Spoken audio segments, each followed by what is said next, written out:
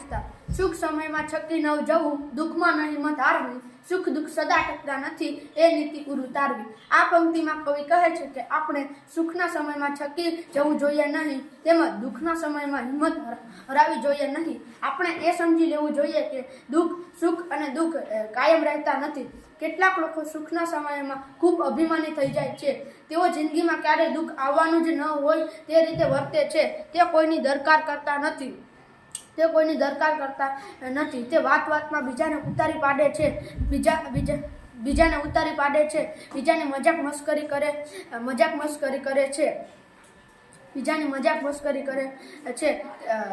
તેઓ એ જ રીતે કેટલાક લોકો દુઃખના સમયમાં ખૂબ નિરાશ થઈ જાય છે, હિંમત હારી જાય છે।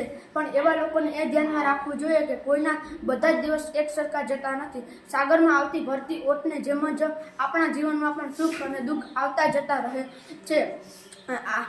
આપણે સુખ અને દુઃખ એક જ સિક્કાની બે બાજુઓ છે। આપણે બંને પરિસ્થિતિમાં સમાન ભાવથી રહેવું જોઈએ।